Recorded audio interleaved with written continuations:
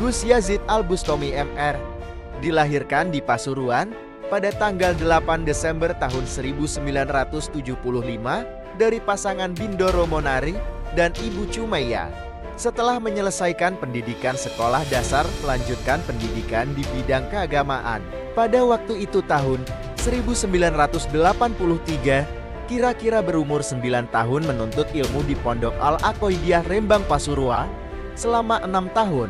Kemudian beliau pindah menuntut ilmu agama di Ponpes Daruma Fatihil Ulum DMU Podokaton Gondang Wetan Pasuruan. Saat itu mulai menuntut ilmu agama tahun 1991 lalu.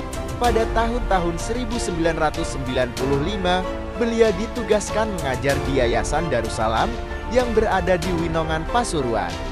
Kemudian, pada tahun 1996 beliau diutus oleh Romo Kyai Jasim Nur almarhum berjalan kaki dari Pasuruan menuju Pesarian Batu Ampar Madura dan tidak diperbolehkan membawa bekal sama sekali, hanya diberi bekal oleh Kyai, yaitu nasi yang dikeringkan. Kata orang Jawa disebut karang. Lalu Kyai pesan, kalau minum tidak boleh minum air sumur, sebaliknya malah disuruh minum air sawah. Setelah sampai di Pesarian Batu Ampar lalu pindah mengajar ke tempat lain yang bertempat di Pesarian Sayyid Husain Assegaf, nama julukan ikan jimat. Setelah mendapat beberapa tahun pindah lagi mengajar di Madin Desa Bangsereh, Kecamatan 10 Madura Bangkalan tahun 1998. Setelah dapat 1 tahun pindah lagi mencari ilmu ke Pondok Syekhun Khalil Kademangan Bangkalan Madura.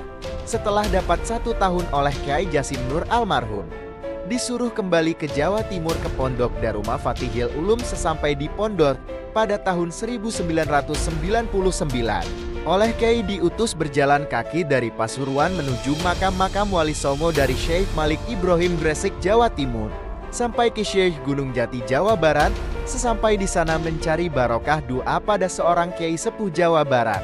Setelah dapat 1 tahun lalu pulang ke Jawa Timur dan kembali lagi ke Pondok Podokaton Pasuruan. Sesampai di pondok dipanggil oleh Kyai Jasim Nur almarhum. Lalu diberi amanah dan dawi pun begini, "Le awakmu wes molero gawe pondok pesantren."